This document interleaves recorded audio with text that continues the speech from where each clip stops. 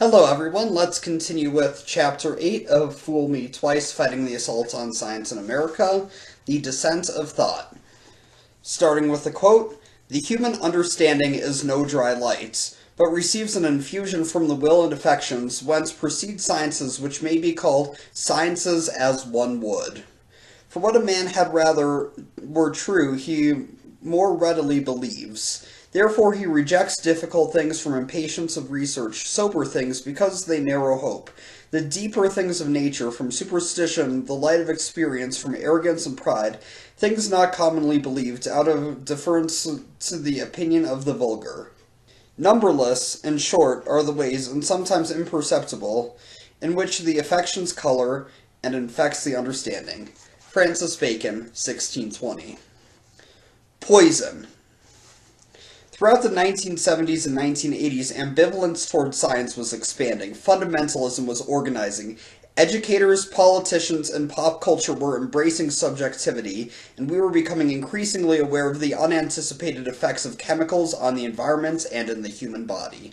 As all of these things were happening, the use of synthetic chemicals in everyday products was exploding, oppressing, as postmodernists would argue rightly in this case, those who did not have the training to understand the language.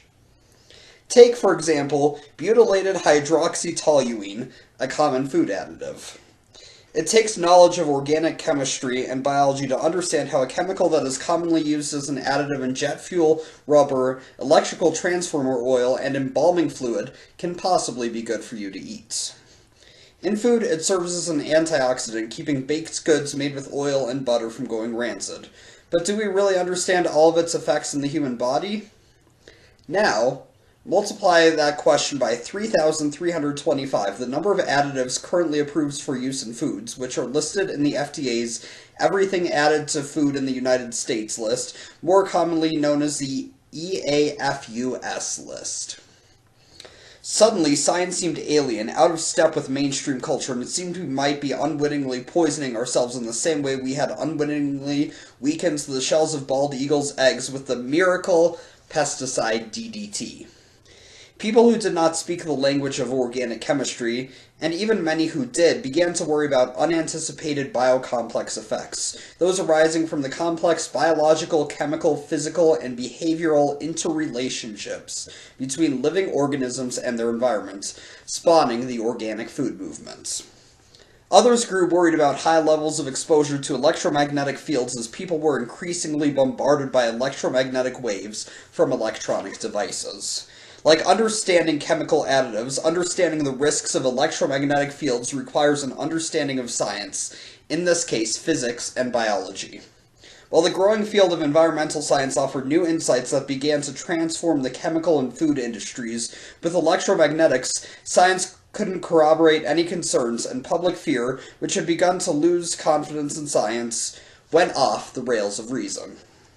Beginning in 1989, the New Yorker magazine ran a series of stories about electromagnetic fields by staff writer Paul Brodeur.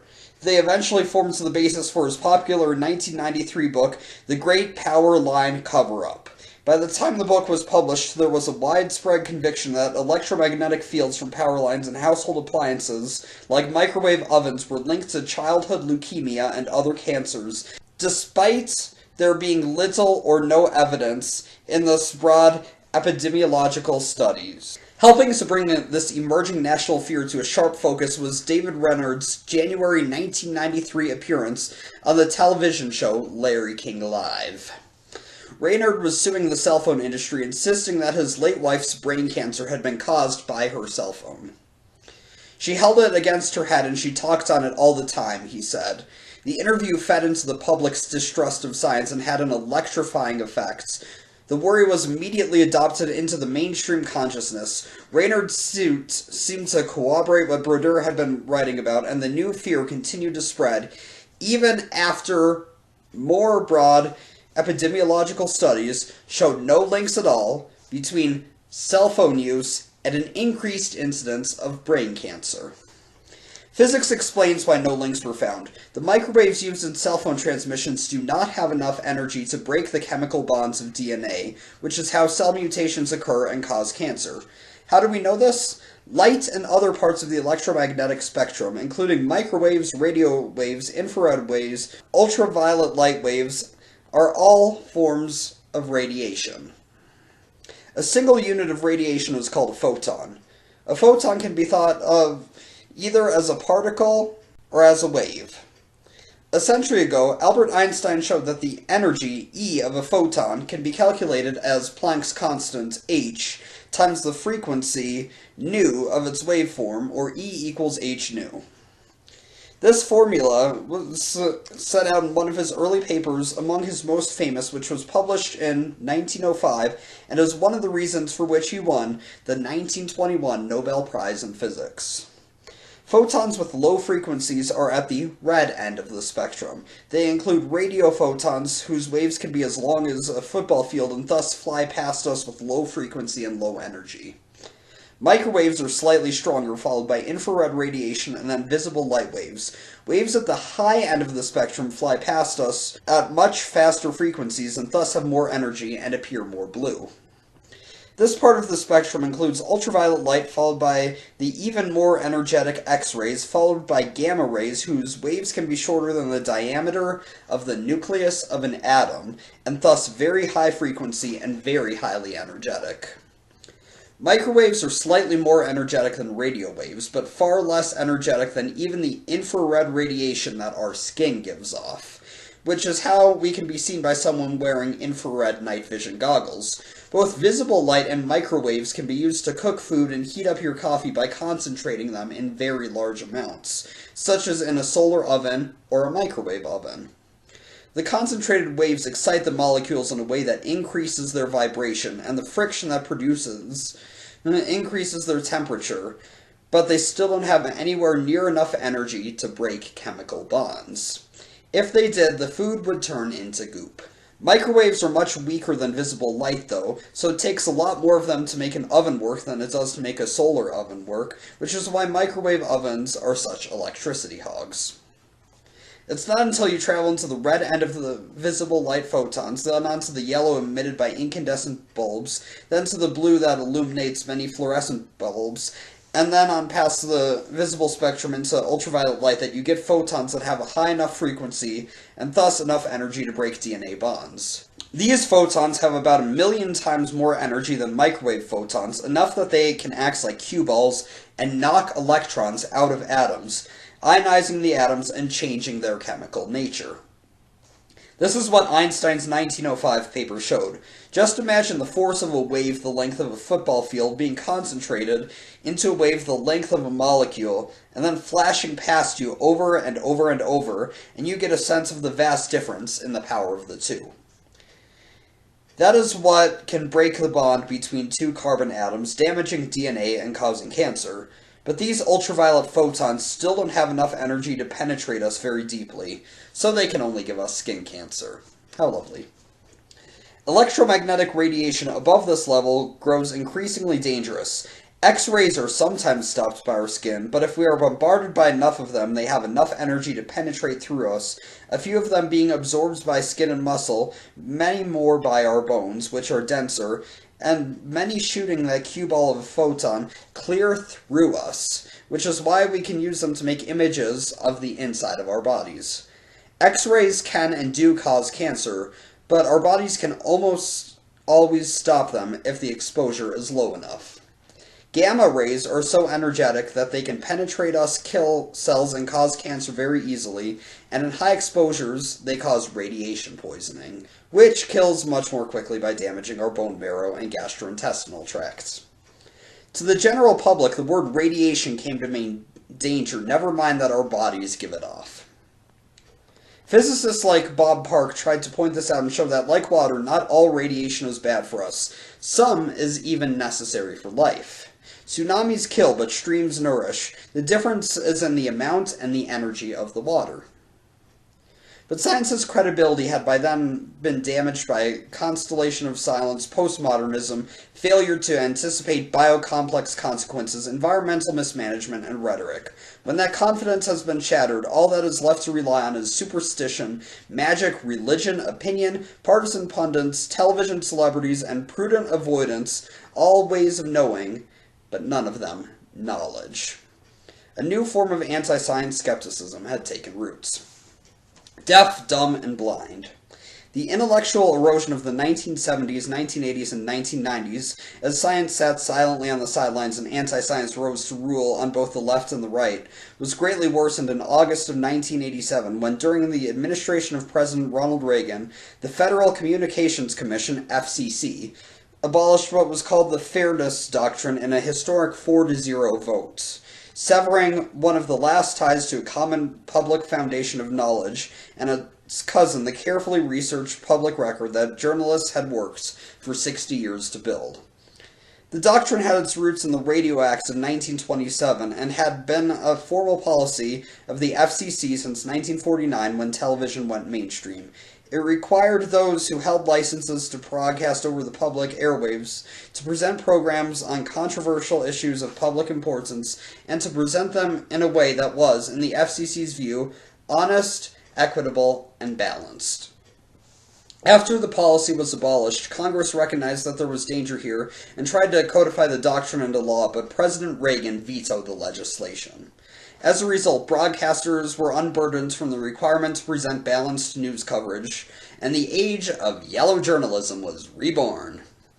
Chief among the early gainers were angry and opinionated baby boomer talk jocks like Rush Limbaugh, who began engaging in political rants that charged up listeners' amygdalae with outrage and a sort of pro-wrestling of politics, attacking examples and perpetrators of the pet peeves of cultural conservatives, driving audience numbers sky high.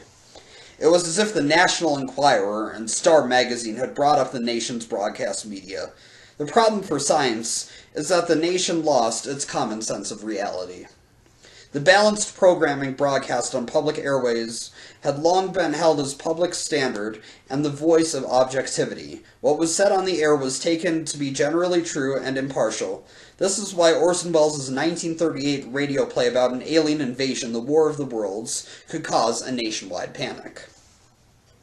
To better understand what is happening, consider a bit of educational psychology and the cognitive styles of field-dependent and field-independent personalities. Field-dependent personalities are more socially oriented than others and require externally defined goals and reinforcements. Field-independent personalities are more analytical and tend to have self-defined goals and reinforcements. Educators have developed strategies for teaching people with each learning style. Those field-dependent citizens in the population who valued authority and looked to it for guidance needed the protection of the Fairness Doctrine to give them a perspective on reality. In its absence, many of today's field-dependent people have drifted under the influence of the conservative dominance in the commercial media, creating one of the most divided political climates in American history. It made sense that this would happen. Field-dependent personalities need more externally supplied goals and structure than field-independent types, and talk radio provided them. By freeing broadcasters from the requirement of fairness and thus the need to ground their messages in established knowledge and facts, the repeal plummeted the country into a partisan public dialogue where one-sided rhetorical arguments backed by outrage and sheer wattage held sway over facts and reason. It was a further undoing of Locke's ideas about knowledge, upon which the country's founding principles are based. By removing objectivity from the debate, it set America up for endless arguments between warring pundits. Proponents of the repeal, who have since opposed congressional attempts at correction, argued that market forces will unleash freedom and competition in the marketplace of ideas that will stimulate more broadly ranging and higher quality discussion, but in fact just the opposite has occurred, with the discussion becoming less diverse and more polarized. Without a common objective standard of knowledge, listeners turn into opinion ditto heads, as Limbaugh's followers happily describe themselves. Diversity of thought has been quashed in favor of an uncritical, authoritarian, and vehemently partisan groupthink, a new conservative identity politics directing an in-your-face response to the feminist studies, African studies, diversity studies, and science studies identity politics of the postmodern era. The talk jocks act as chorus masters, conducting the audience members' political opinions and us versus them sports narratives that maximize audience share and directs the anger and political contributions of millions without any accountability to the facts. This is the opposite of the protection of diverse minority viewpoints that was intended by the Founding Fathers, and it has inevitably run up against science on several occasions, with the most current and prominent example being the complete rejection of climate science and scientists as a manufactured political projects of former Vice President Al Gore. Or, as Limbaugh lampooned him with the same degree of sarcasm he once directed at political correctness, Al Gore, the word for a sensation of coldness. What marketplace? But the argument for doing away with the doctrine was based on a faulty assumption, that ideas exist within a social dialogue that is akin to a marketplace in which journalistic truth has market value, that people want to hear it enough to pay extra for it, and media with a variety of viewpoints will compete to deliver the highest quality journalism for the best price. But in fact, ideas do not exist in anything akin to a marketplace, and journalism's job is as often as not to tell people what they don't want to hear and would often rather would, but is important to know anyway. Its job is to report the news, meaning the facts of recent events as well as they can be determined in order to provide the public with a common ground for debate and discussion. The incorrect, unexamined assumption that there exists some sort of marketplace of ideas is destroying mainstream broadcast news, and with it the balanced, moderate political Weltanschauung of the country, dividing the media outlets into opposing groups of partisan extremists whose primary mantra is to seek contrast and wedge it wider by applying outrage to produce a sort of instant drama that is the triumph of opinion and applies the emotional charge necessary to complete in a ratings battle. This approach applies to the news the principles of building drama instead of those of journalistic reporting on facts, and so it is authoritarian and ultimately leads to the tyranny of might makes right, evidence of which we have seen accelerating throughout our media in recent decades. Hollywood producers will immediately tell you why this idea could never have worked. There is no marketplace of ideas, it's a marketplace of emotions. Given the choice, the majority of people want drama, sex, violence, and comedy, the four horsemen of entertainment. These four elements have driven plays, paintings, and stories for all of history, but they are not news. They are but faith or opinion, but not knowledge. News is knowledge. The only way you can have a market-driven model for news is to apply a reward structure other than finance. You could do this by rewarding quality with a peer review system like that used in scientific publishing, but review by outside peers is difficult in the extremely short time frame of competitive news gathering. Or you could get broadcasters to perform an abbreviated form of the peer review process internally, which is what the Fairness Doctrine did. By repealing the policy, the FCC forced news programs into financial competition with entertainment, the marketplace of emotions. Broadcasters were forced to turn to the tools that deliver audience share, and those tools are the Four Horsemen. It was the success of highly partisan, emotion-driven commentators like Limbaugh that took market share away from the broadcasters who presented the news more even-handedly. Without enforced standards of peer review, news was cut loose from knowledge, and the emotions of outrage and comedy were increasingly relied upon to sell the news. Imagine what would happen in the scientific community if peer review were abolished and scientists could, in the name of freedom of speech and market economics, publish anything they wished without regard for the truth. The major journals would compete for market share and give a portion of the proceeds to the scientists. A free-for-all would eventually ensue, with scientists competing for the most dramatic papers. Some would reflect good science, but many would not. Some scientists would stridently argue for the value of truth, while others would quickly see the rewards of emotion. Scandals would even be manufactured in order to get more market share. Say, a study manipulated to link the measles, mumps, and rubella MMR vaccine to autism, as occasionally slipped through now, despite the safeguards of peer review. Satirists would arise, pointing out how ridiculous it all is. Serious scientists would soon have to dress their findings in the enticing clothing of sexiness or drama, much as some of them try to do now, in an effort to be relevant to the public. Thus, we saw dramatic tales of an entire shadow biome became a NASA scientist that was able to train bacteria to tolerate high levels of arsenic, tales that collapsed into controversy upon closer scrutiny.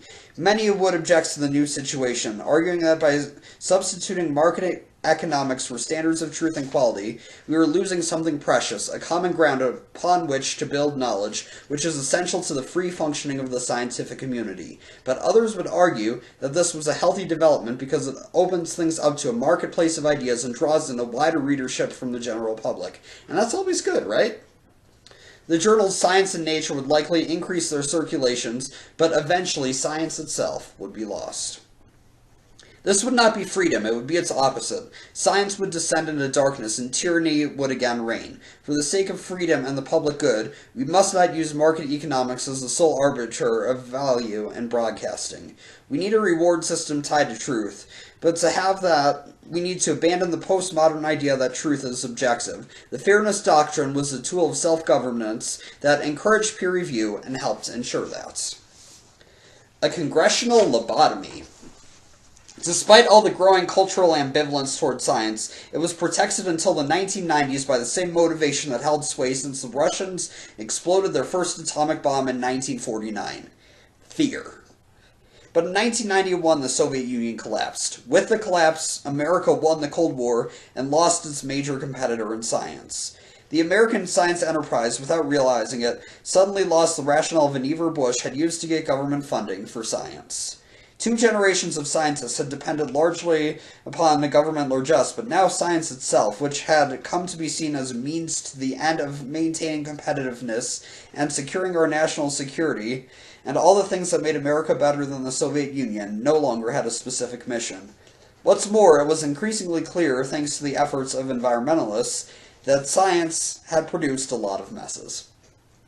Leading physicist Leo Kakendorf describes the dour public mood in an October 1992 Physics Today piece titled Hard Times. Today, when the public thinks of the products of science, it is likely to think about environmental problems, an unproductive armament industry, careless or dishonest scientific reports, Livermore cheers for nukes forever, and a huge amount of self-serving noise on every subject from global warming to the face of God.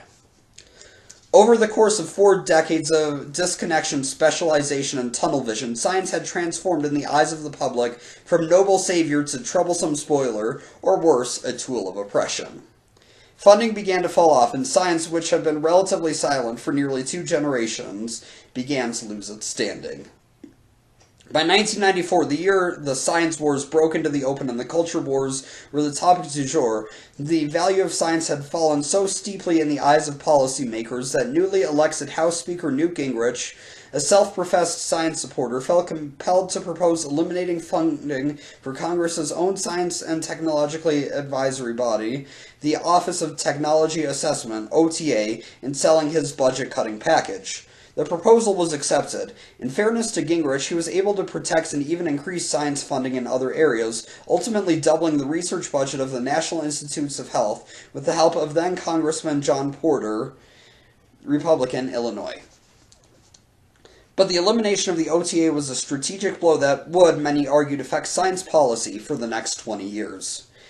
In saving a relative pittance, Congress gave itself a lobotomy, as Congressman and physicist Rush Holt put it, with congressional staffers turning instead to lobbyists, interns, and the internet for science information of dubious quality when crafting major policy provisions. The truth, forever nebulous quality in the eyes of the baby boomers, became even more fungible.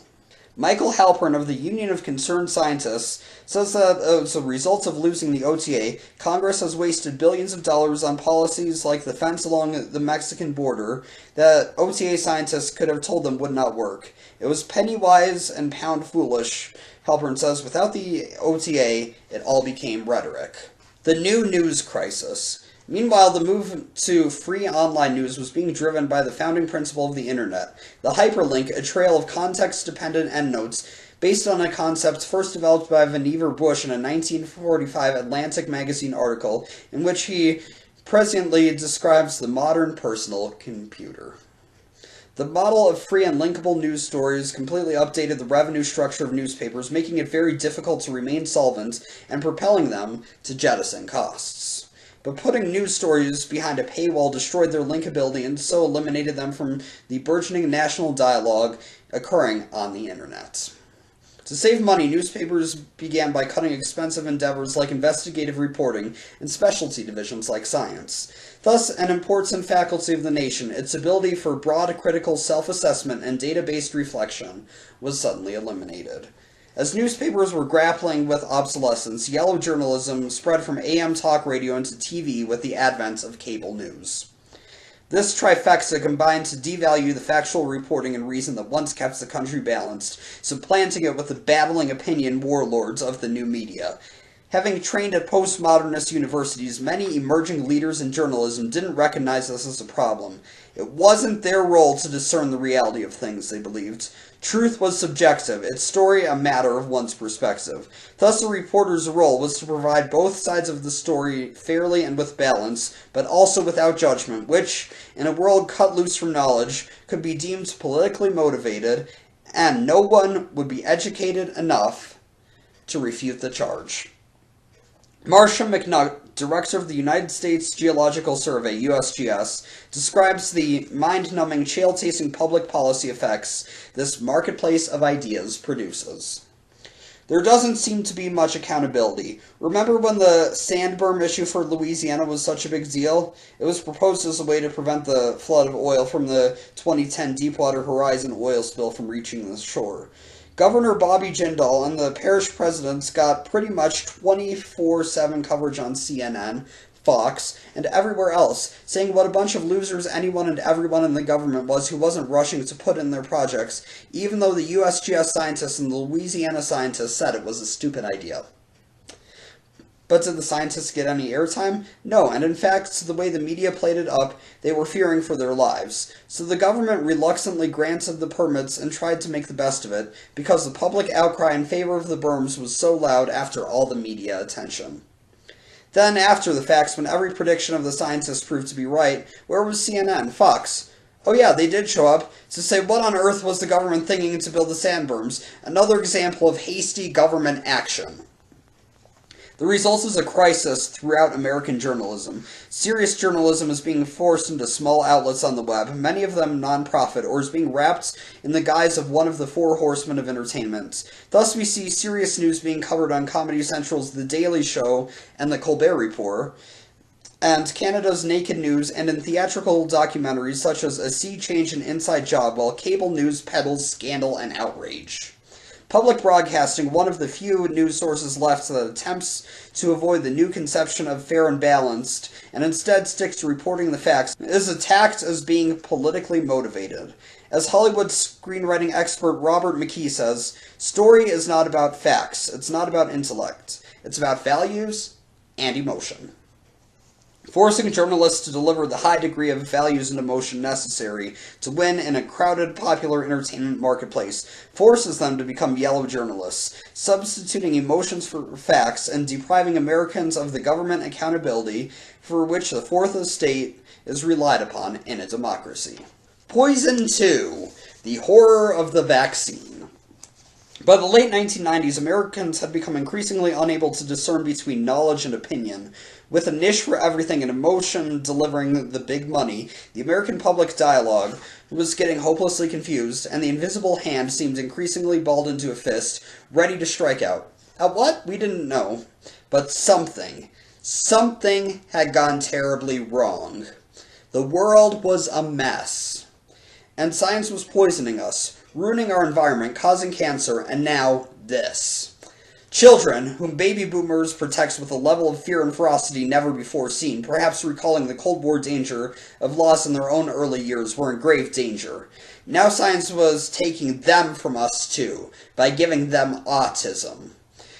But there was a lone scientist on our side, telling the truth, fighting against the man for us, a British surgeon named Andrew Wakefield. In 1998, Wakefield published in the prestigious medical journal The Lancet a scientific paper that links childhood MMR vaccines to autism. The paper gave Wakefield nearly instant celebrity because it crystallized the amorphous public fear of poison by science in another sort of Sputnik or Kuhn moment. He became a media star and began touring and speaking on these subjects, and he co-authored a 2010 book about it. The only problem was it wasn't so. Wakefield, as it later turned out, had doctored his evidence to fit his a priori conclusion, and the paper has since been discredited as fraudulent and was withdrawn by the journal. The General Medical Council, which oversees British doctors, said Wakefield's conduct in this regard was dishonest and irresponsible. But the damage was done, and scared patients brought into the "science is poisoning us" meme that had been building all their lives since Silent Spring. They began refusing the MMR and other vaccines for their children. The MMR vaccine contained thimerosal, a preservative that contains mercury. It had been used since the 1930s to prevent contamination of vaccines by bacteria and fungi after a horrible 1928 tragedy in which a multi-use vial of the diphtheria vaccine had become contaminated with bacteria and killed 12 of the 21 children who were injected with doses from the vial just days after others had been safely vaccinated. Thimerosal had helped ensure public safety for nearly 7 decades since, but now suddenly public opinion turned against the preservative. The situation was greatly exacerbated when talk show hosts Oprah Winfrey and Larry King gave anti-vaccine advocate and charismatic former Playboy model Jenny McCarthy a platform on their shows. McCarthy is like many of us, well-meaning, passionate, and concerned for her child, but she has no background in science, and with an a priori conclusion and a skepticism of science itself that impaired her ability to gain knowledge, she unintentionally did harm by promoting the non-existent link.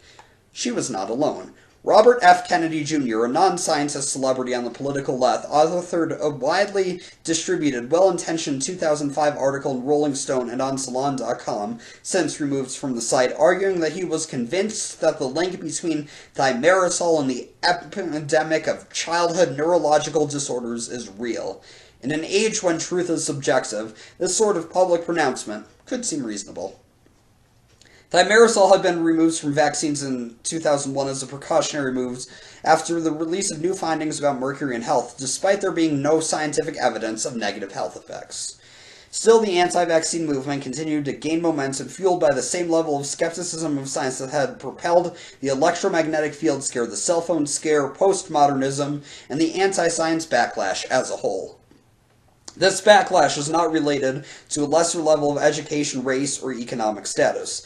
On the contrary, according to a 2004 study from the Centers for Disease Control and Prevention, CDC, in the United States, unvaccinated children tend to be white and tend to have upper-middle-class, college-educated parents who express concerns about the safety of the vaccines. These are organic food shoppers. They know enough about science to be skeptical, but not enough to allay their fears, and they have too little trust in science to take the risk. According to the same study, some 17,000 American children were going without childhood vaccines annually. The largest numbers were in certain counties in California, Illinois, New York, Washington, Pennsylvania, Texas, Oklahoma, Colorado, Utah, and Michigan. States that allow philosophical exemptions to laws that mandate certain vaccinations for children entering school had more communities with unvaccinated children, creating pockets of risk. The danger of this is that unvaccinated pockets of population form living petri dishes where nearly eradicated viruses can gain new footholds and endanger the wider public health, similar to the way that cholera metastasized in the broader Haitian population in 2010. This is in fact what has happened. In 2000, the CDC declared that measles had been eliminated in the United States.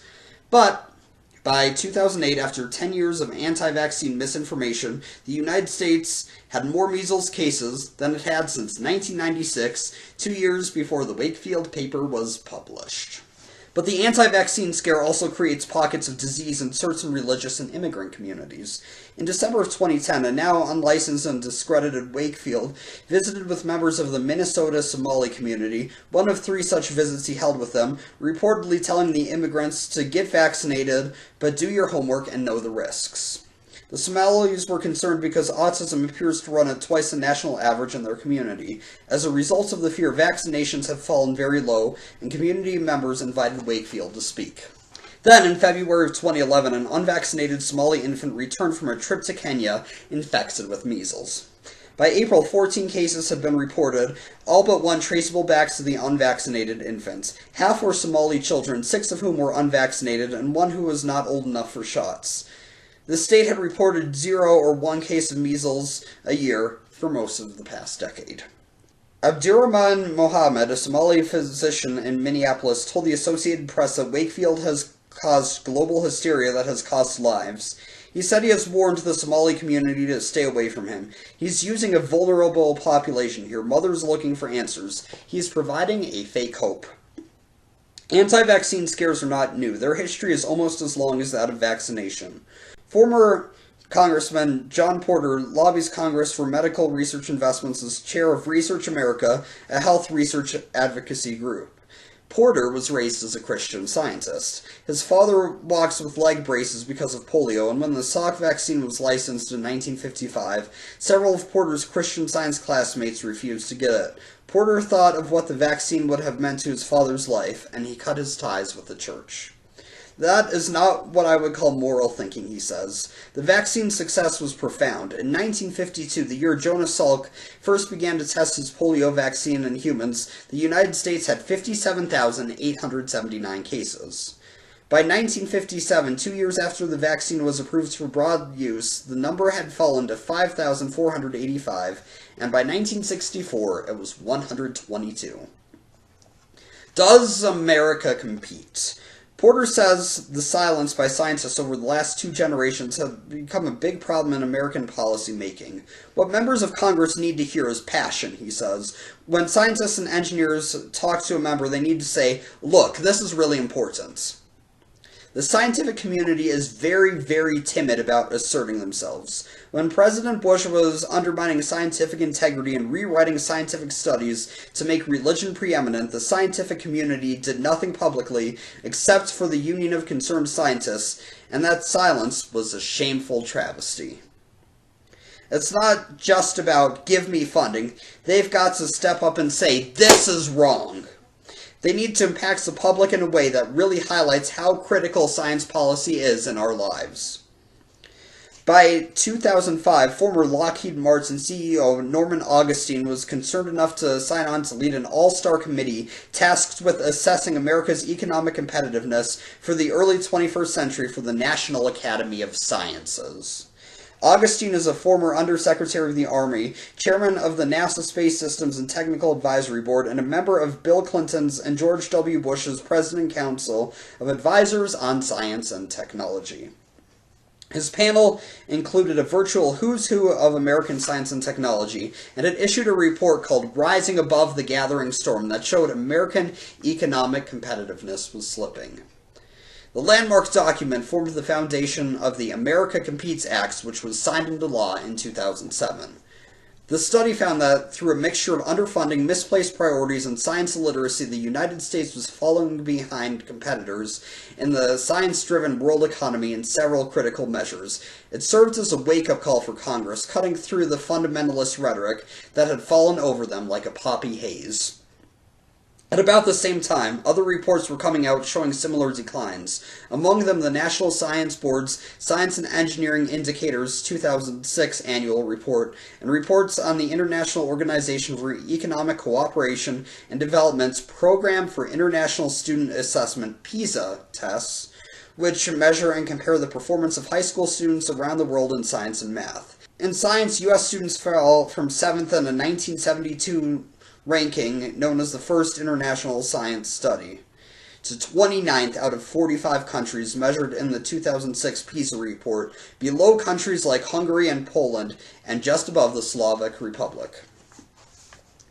There are incomplete and inconsistent data sets in these international rankings, especially those predating 2000, but the overall trends were alarming. Members of Congress woke up long enough to pass the America Competes Act, but drifted back into the fog before funding it, leaving many of its initiatives to languish.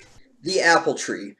What could the science enterprise have done differently given the same set of circumstances? It could have realized that science is and always will be political and communicated openly and transparently with that in mind. It could have done a better job of placing itself within the greater context of society, its ecosystem. It could have continued to sell itself to the public and make the case why its advances are good, moral, and important.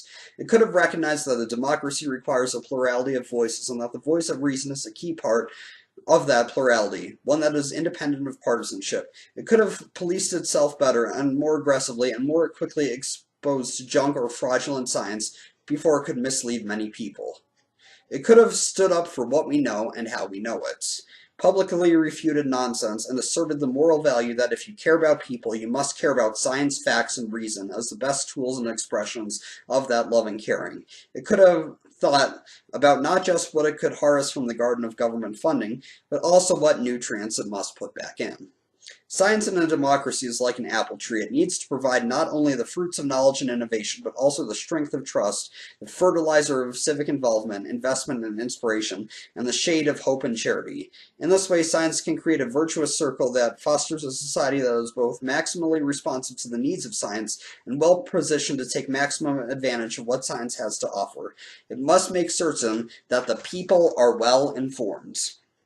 A re-engagement. This requires public engagement on a massive scale, but not just the whiz-bang of classroom or science museum demonstrations, and not just at the K-12 level. It requires scientists everywhere to come out of the laboratories and talk about what they know in the public square. It requires them to provide a constant reminder for all citizens of the process of how it is that we build knowledge, why this process is important, how facts are different from belief and opinion, why citizens should care, and how science intersects with their own lives and families, and thus our policies. It requires a re-engagement. That doesn't mean scientists should impose their personal values on the country other than the values of knowledge and science. Where science begins to appear political is when scientists, who unfortunately are also people, come to impose or even voice their own values conflated with the data and their interpretation, cautions Alan Leshner, CEO of the American Association for the Advancement of Science. It simply means presenting their work fairly and publicly. Learning how to do that is another matter. There is a difference between being political and being partisan that Leshner's perspective does not tease out. Science is always political. It is a top-wing anti-authoritarian activity, but it is not partisan, left or right. America currently has no public forum whatsoever for candid public engagement on science, even though science has huge political and public policy implications. While scientists still rank among the most highly regarded of professionals in public opinion polls, with only teachers and members of the military ranking higher, the majority of Americans can't name a living scientist, unlike their local pastors and doctors. Science is distant, something done by nameless, faceless others in anonymous white lab coats. Keeping science vital. Science itself holds the key to progress that is pro-health, pro-environment, pro-prosperity, pro-tolerance, pro-education, pro-skepticism, and pro-freedom. This top-wing political space is where science is naturally situated, and it cuts across the left-to-right political spectrum. Casting scientists as impartial and dispassionate authority figures works against what science naturally is, which is anti-authoritarian, creative, curious, progressive, conservative, open, and skeptical. Scientists need to be seen as they really are, passionate, curious, adventuresome, and creative people who care about other people and about making life better through creating new knowledge and the power that that effort yields. Because new knowledge often challenges us to refine our ethics and to redefine how power can be used, science will always be inevitably and intrinsically political. The communication and participation enabled by citizen science initiatives and science debates that bring politicians together with scientists and the public are essential parts of keeping science vital in a society. It was Bush League of the science community not to recognize this, but it's not too late to correct the oversight. Scientists simply need to speak up and play their part in the national discussion and listen to, and sell the value of their work to the public that so often pays their salaries. It's the process, baby. How to do that? By making the scientific process, not authoritative pronouncements, the focus of communication with the public. What authority scientific claims have lies not with practitioner, institution, or enterprise, but with each individual human's capacity to understand, reason, observation, experimentation, and measurements. When scientists try to abbreviate this by saying just trust us, or it's too complicated to explain in plain English, they are furthering anti-science thinking. Scientists may indeed become authorities on their own subjects, but such authority carries a burden of humility and the obligation to reach out and engage by translating what they know into simple, clear, and accessible language and disseminating it. Otherwise, they are separate from the people and just one of many competing authorities, along with kings, popes, policy czars, presidents, and pundits. This makes science into just another opinion that is thus politically suspect. If instead of placing the emphasis on authority, scientists focus on the process, they can safely engage in the public discussion in a way that is consistent with the framers' vision of the role of science in a democracy. They will have protected themselves and science, and also free themselves to be the human beings they are. That was the end of Chapter 8, and also the end of Part 2, Yesterday's Science Politics. We are now more than halfway through the book, and next week we will tackle Part 3, Today's Science Politics, and Chapter 9, Teaching Evolution, The Values Battle. Thanks for watching.